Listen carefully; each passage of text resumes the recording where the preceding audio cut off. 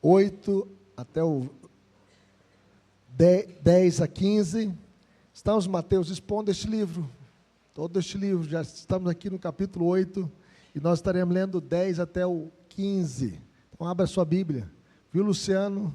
Deus abençoe. O Luciano foi o seminarista no Seminário Presbiteriano, reverendo Nicodemos Heller, né? Deus continue abençoando. Vamos abrir a palavra do Senhor. Eu convido os irmãos a se colocarem em pé para que possamos ler os versículos 10 até o 15. E nós estaremos lendo esse versículo para nossa edificação. Hoje o tema da nossa mensagem é vivendo com esperança em um mundo injusto. E nós estaremos lendo esses versículos que vai trazer esse conhecimento para nós. Diz assim: assim também vi os perversos receberem sepultura e entrarem no repouso, ao passo que os que frequentavam o lugar santo foram esquecidos na cidade onde fizeram o bem. Também isso é vaidade, visto como se não executa logo a sentença sobre a má obra, o coração dos filhos dos homens está inteiramente disposto a praticar o mal. Ainda que o pecador faça o mal 100 vezes, e os dias se lhe prolonguem, eu sei, com certeza, que bem sucede aos que temem a Deus. Mas o perverso não irá bem, nem prolongará os seus dias, será como a sombra, visto que não teme diante de Deus. Ainda há outra vaidade sobre a terra, justos a quem sucede segundo as obras dos perversos, e perversos a quem sucede segundo as obras dos justos. Digo que também isto é vaidade. Então, exaltei eu a alegria, porquanto para o homem nenhuma coisa há melhor debaixo do sol do que comer, beber e alegrar-se, pois isso o acompanhará no seu trabalho, nos dias da vida que Deus lhe dá debaixo do sol. Que Deus nos abençoe. Vamos falar com o Senhor. Pai querido, fale conosco por meio da Tua palavra, que possamos entendê-la e praticá-la, Senhor.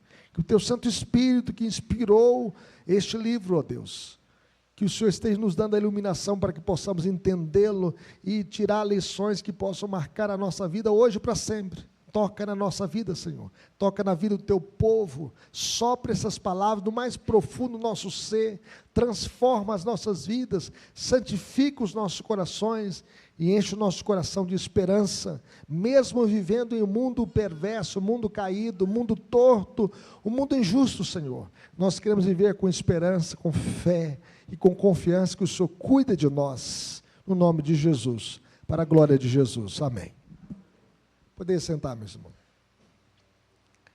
Uma das razões mais recorrentes do ateísmo é que a vida é injusta, o mundo é torto, o mundo é caído.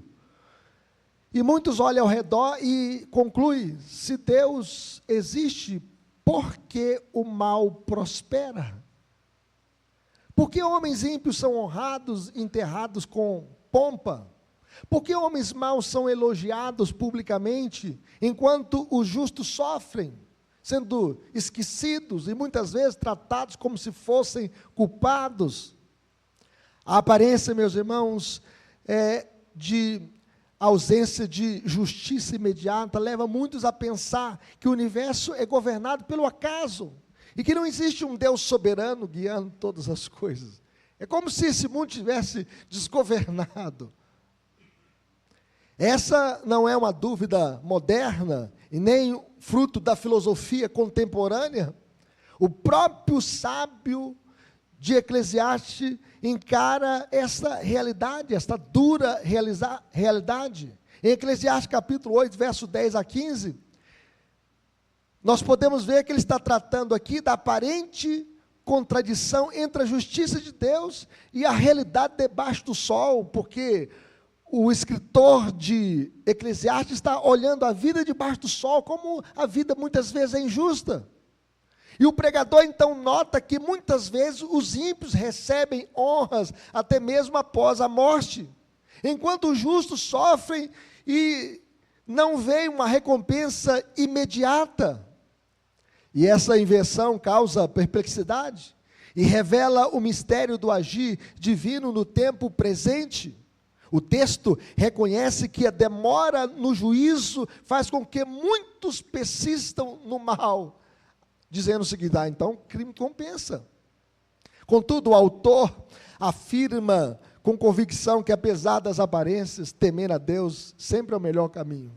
Temer a Deus é o princípio do saber. E temer a Deus é andar com Deus, é andar diante da face de Deus.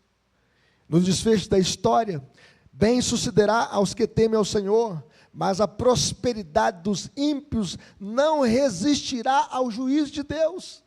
Por mais que ele receba a glória deste mundo caído, no final, Deus vai acertar a conta com todos os homens. E diante da incapacidade, então, humana de compreender plenamente os caminhos de Deus e a injustiça aparente da vida, o pregador conclui recomendando que o ser humano desfrute com gratidão dos dons simples de Deus, comer, beber e alegrar-se do fruto do seu trabalho.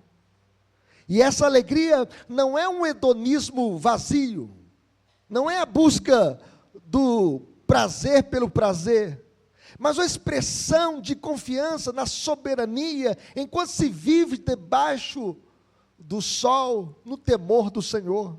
Em suma, Eclesiastes 8, 10 a 15, ensina que mesmo quando a justiça parece tardar, Deus continua no trono, Deus continua no controle, Deus está governando todas as coisas, e o temor do Senhor é o caminho seguro, e a alegria recompensável nos dons de Deus é a resposta sábia diante dos mistérios da vida.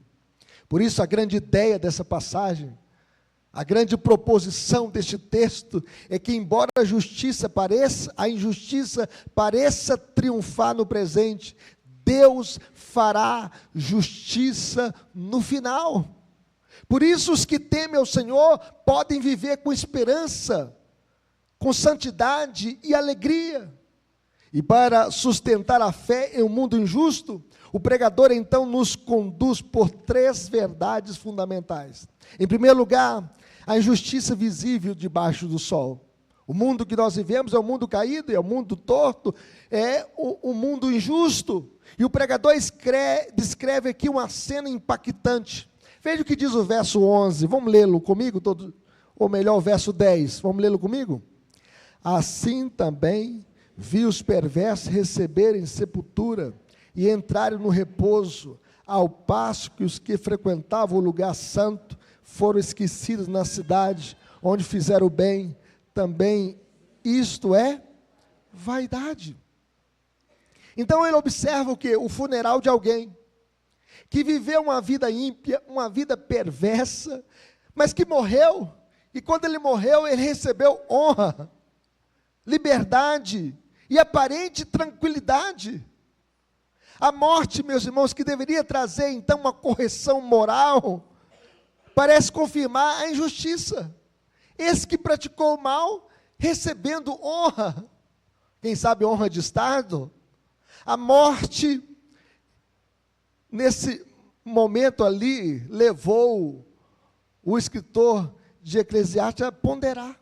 Os maus são enterrados com honras e os justos são esquecidos. O perverso recebe elogios e o fiel é apagado da memória coletiva. E isso não é apenas frustrante, é desanimador. Ele está olhando com perplexidade diante dessa realidade. O mundo parece de ponta cabeça, o mundo parece invertido. O bem é chamado de mal e o mal é chamado de bem. E por esta razão Salomão entrou em conflito existencial. Por que os perversos parecem morrer em paz? Se Deus é justo, Ele deveria julgar os perversos. Assim como Asaf, no Salmo 73, o salmo que nós lemos aqui, ele entrou em crise da fé. Ele reconheceu que invejavam os arrogantes, ao ver a prosperidade dos perversos, ao ver que eles eram sadios e nédios, e ele então ficou na crise da fé. O pregador aqui, Salomão, vê os ímpios prosperando, sendo admirados, elogiados, ele também na crise da fé. Quantas vezes, meus irmãos, vemos políticos corruptos sendo homenageados, artistas imorais sendo celebrados, líderes perversos transformados em nome de ruas, praças e escolas. Tem 50 anos que o senhor Elias mora aqui. Você recebeu o nome o seu nome, hein, senhor Elias, né? O nome da praça, né?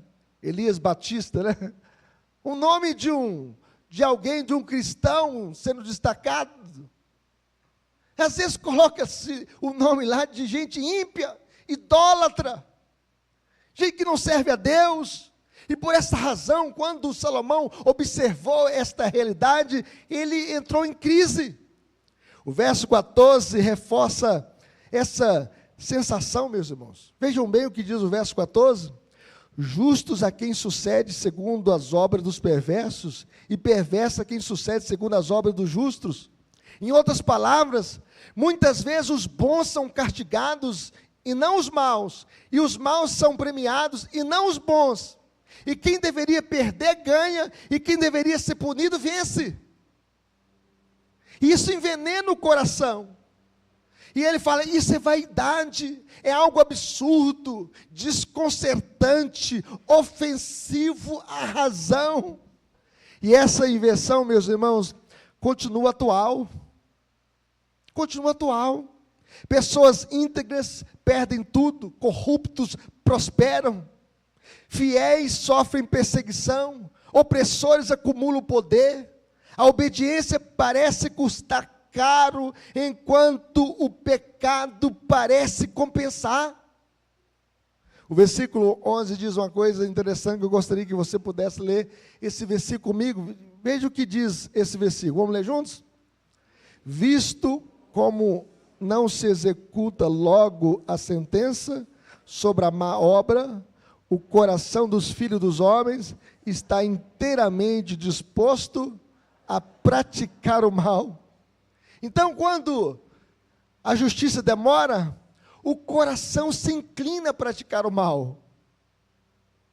Vejam bem, pessoas que foram condenadas pelo mensalão, petrolão, estão no poder hoje. É triste.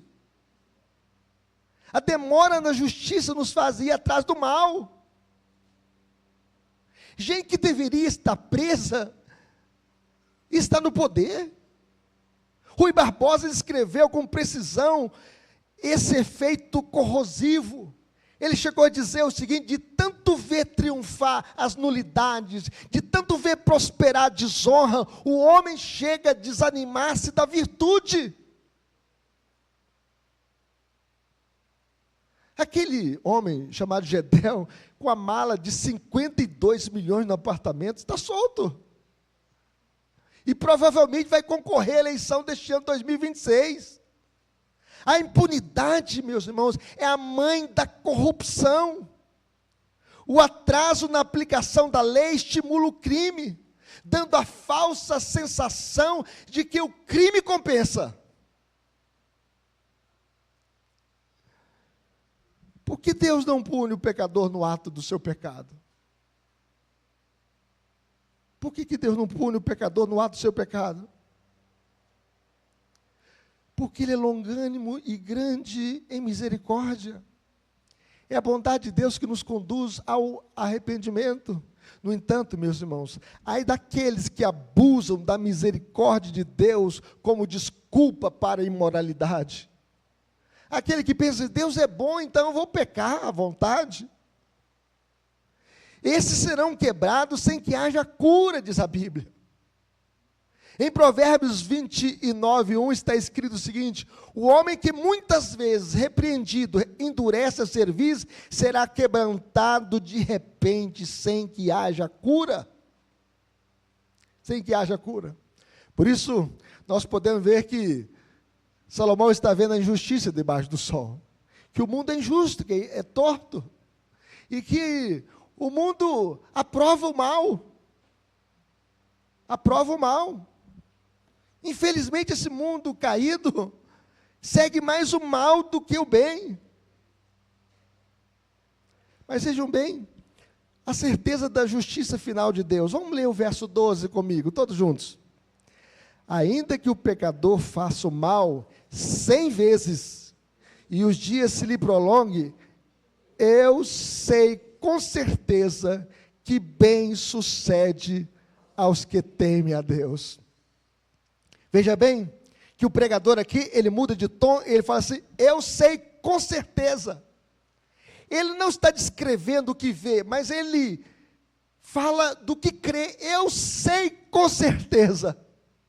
E essa afirmação é uma afirmação de fé, porque a fé é a certeza de coisas que se esperam e convicção de fatos que não se veem. Embora o perverso peque 100 vezes e prolongue os seus dias, isso não significa que ele escapará. O tempo, meus irmãos, não é ausência de juízo, é apenas adiamento. Olha aí o caso do Maduro, que caiu de podre e que está preso, e que dançou, e que matou seus opositores, e que levou o país à bancarrota econômica. Nós temos 7 milhões de venezuelanos fora da Venezuela. Por mais que demorar, chegou o dia dele. Embora o perverso peque 100 vezes e prolongue os seus dias, isso não significa que ele escapará do juízo. Mas veja o que diz o verso 13, vamos ler comigo? Mas o perverso não irá bem, nem prolongará os seus dias, será como a sombra, visto que não teme diante de Deus. Então, mesmo que a sua vida pareça longa e próspera, ela é como a sombra, passageira, sem substância, destinada a perecer. E a Bíblia, meus irmãos, confirma essa verdade. A Bíblia diz ao homem, está ordenado morrer uma só vez, e depois disso, o juízo. Tem o juízo de Deus. Ninguém escapa do juízo de Deus. Nós podemos escapar do julgamento terreno, mas jamais escaparemos do tribunal de Deus. O relato da morte de Joseph Stalin ilustra isso de forma assustadora, que assumiu o governo na Rússia, foi um ditador, um comunista, matou milhões de pessoas, um homem poderoso, responsável pela morte de milhões, e ele termina os seus dias tomado pelo medo. Ele morre sozinho dentro do seu quarto, e ele morre com uma hemorragia cerebral, ele morre vomitando sangue, e a sua filha relata que ele morre em profunda angústia. O que acontece depois da morte, meus irmãos? Essa é a pergunta que todos nós deveríamos fazê-la. Nós não podemos fugir dessa pergunta. O que acontece depois da morte? Se você está em Cristo, você fecha os seus olhos aqui e encontra-se na presença do Senhor. Porque Paulo chega a dizer, é melhor partir estar com Cristo, o que é incomparavelmente melhor. Mas Jesus foi claro, que os que rejeitam a Deus enfrentarão a separação eterna, trevas exteriores, choro e ranger de dentes. E não tem segunda chance, não tem perdão no inferno, não existe purgatório, só existe 2 caminhos, o caminho do céu e o caminho do inferno, o caminho do perdão em Cristo e o caminho da condenação para aqueles que rejeitam a Cristo. Por isso nós podemos ver o contraste que Salomão estabelece aqui, bem sucede aos que temem a Deus. E o temor do Senhor não é pavor, mas é reverência consciente diante da grandeza e da presença constante de Deus. Temer a Deus é viver sabendo que Ele está presente, que Ele está presente no seu quarto, que Ele está presente na sua empresa, na sua escola, que Ele está presente na dor, que Ele está presente na tentação, que Ele está presente na alegria. Deus está presente e que tudo que nós fazemos neste mundo, nós fazemos diante de Deus, sejam as coisas boas ou sejam as coisas ruins. É uma vida vivida corondel diante de Deus. E esta promessa, meus irmãos, se cumpre plenamente no juízo final, quando os justos serão vindicados, não por seus méritos, mas pela graça de Deus. E a Bíblia chega a dizer o seguinte: bem-aventurados os mortos que desde agora morrem no Senhor, para que descanse das suas fadigas, pois as suas obras os acompanham, diz o Espírito Santo. Mas em terceiro lugar, meus irmãos, nós podemos ver aqui, o terceiro fundamento, a alegria possível enquanto esperamos. Enquanto esperamos o julgamento final, nós devemos desfrutar das bênçãos de Deus. Veja o que diz o verso 15. Eu gostaria que você pudesse ler esse versículo comigo. Vamos ler comigo? Então, exaltei eu a alegria, porquanto para o homem nenhuma coisa há melhor debaixo do sol do que comer, beber e alegrar-se, pois isso o acompanhará no seu trabalho, nos dias da vida que Deus lhe dá debaixo do sol. Veja a alegria com a dádiva de Deus, quantas bênçãos Deus tem dispensado sobre nós. Isso é a graça comum que Deus tem dispensado sobre o seu povo, bênçãos que Ele tem nos concedido. Surpreendentemente, meus irmãos, o pregador, ele não termina em desespero, mas ele termina com alegria. Exaltei eu a alegria. Vamos dizer isso comigo? Exaltei eu a alegria. Então, mesmo em um mundo caído, um mundo injusto, é possível viver com alegria genuína. E essa alegria não é escapismo e nem cinismo. Não é comamos e bebamos porque amanhã morreremos. É alegria enraizada na certeza de que Deus governa, que Deus vê e que Deus julgará. E mesmo em um mundo quebrado, Deus nos chama a viver com alegria grata, agradecendo a Deus o pão de cada dia, agradecendo a Deus pela saúde, pela casa, pelo casamento, pela família, pelos filhos, pelo trabalho, pelas bênçãos que nós temos desfrutado. Nós devemos exaltar a alegria que Deus tem colocado em nosso coração. Apesar de vivermos no mundo caído, Deus tem colocado alegria no nosso coração. É como Paulo, preso por causa da fé, ele chega a dizer: alegrai-vos sempre no Senhor. Outra vez vos digo, alegrai-vos sempre no Senhor.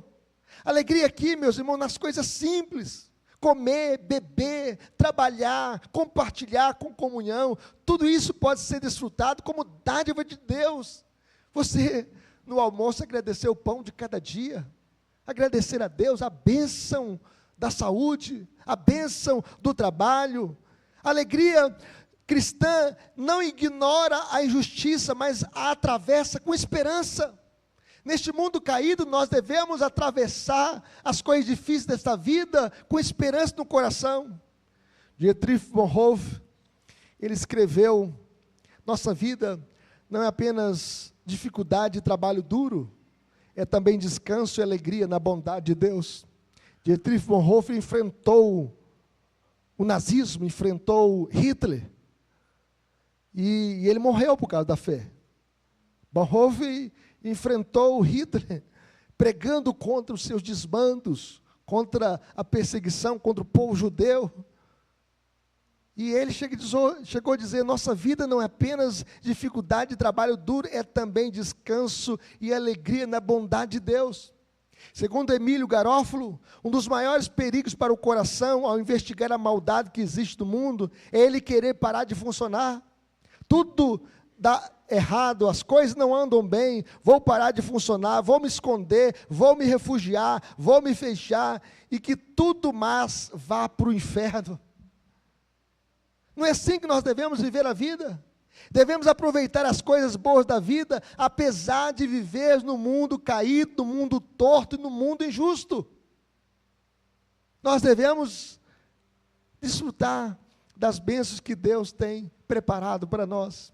E além do mais, meus irmãos, nós temos uma alegria cristocêntrica, porque sem Cristo toda alegria temporária é ameaçada pela morte. Mas nem a morte pode arrancar de nós alegria de viver. Com Cristo até o sofrimento é atravessado pela esperança da ressurreição. O ladrão na cruz entendeu isso.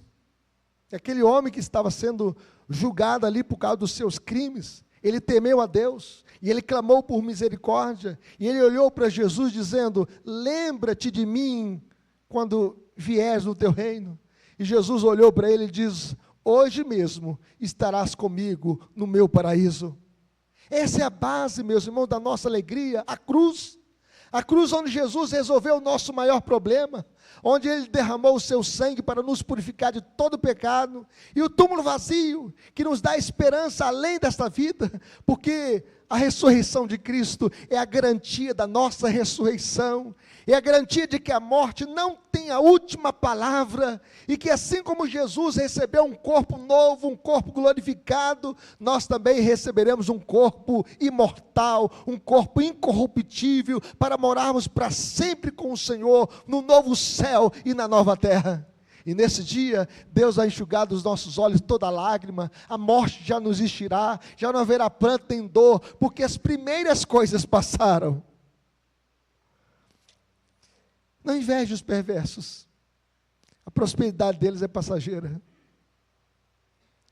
Não abuse da paciência de Deus, não fique brincando com Deus, não brinque com Deus, leve a Deus a sério, não seja um crente mais ou menos, morno, porque o Senhor está, quando a gente está morno, Ele está com náusea, quer vomitar-nos da sua boca.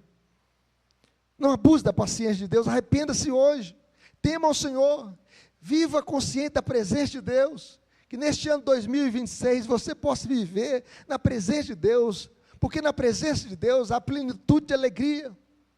Confie na justiça final, mesmo que esse mundo injusto, muitas pessoas andando desenfreadas, muitas pessoas andando sem controle, pecando, Deus endireitará todas as coisas, e Ele julgará os ímpios.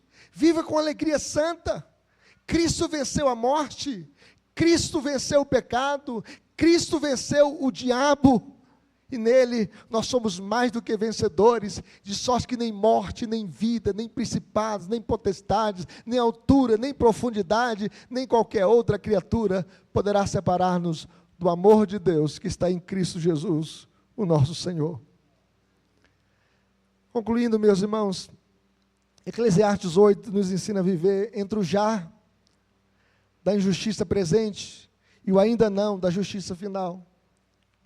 Nós vivemos entre o já e o ainda não. O mundo não é justo, mas Deus é justo. E Deus cuida de nós. E a palavra de Deus diz que de Deus não se zomba, tudo aquilo que o homem semear, isso também ele vai colher. A justiça pode tardar, mas não falhará.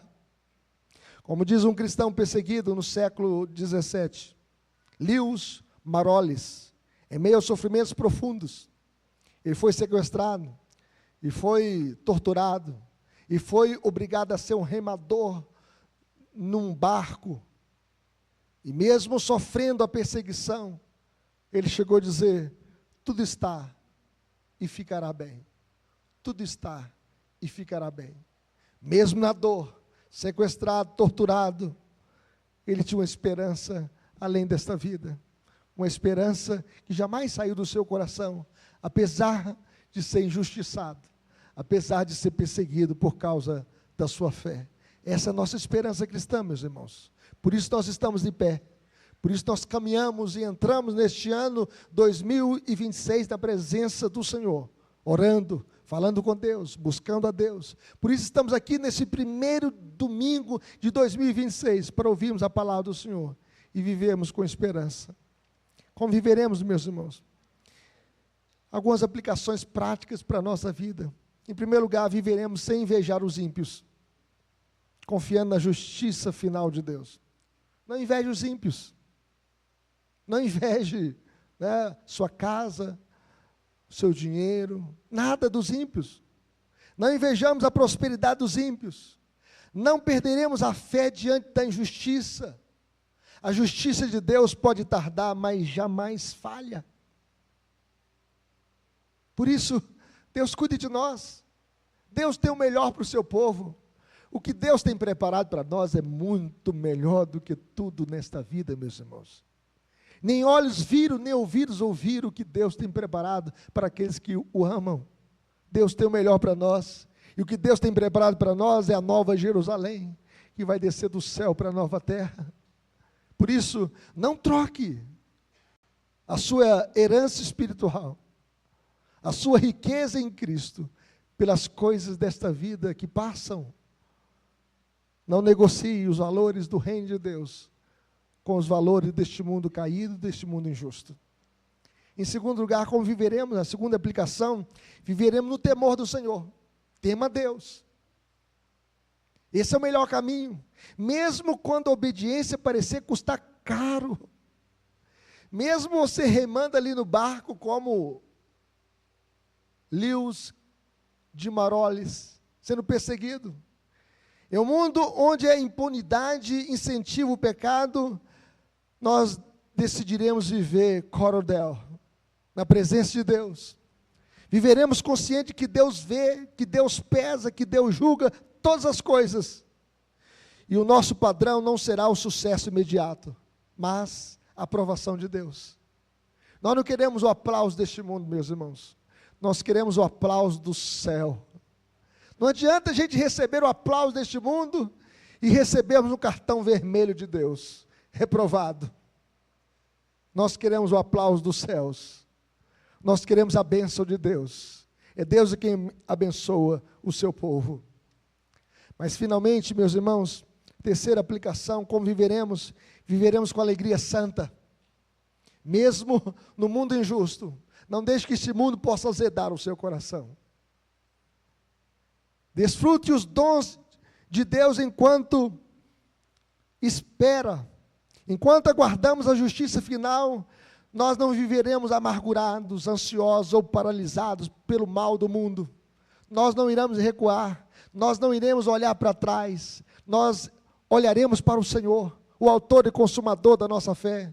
Receberemos com gratidão os dons simples que Deus nos concede, o pão diário, o trabalho, a comunhão, os momentos de descanso e de alegria. A nossa alegria, ela não será superficial, mas profundamente enraizada na soberania de Deus e na vitória que nós temos em Cristo Jesus. E aí nós comeremos, beberemos e nos alegraremos, não porque a vida é justa, mas porque Deus é bom. Deus cuida de nós. Deus é bom estar conosco, cuidando do seu povo.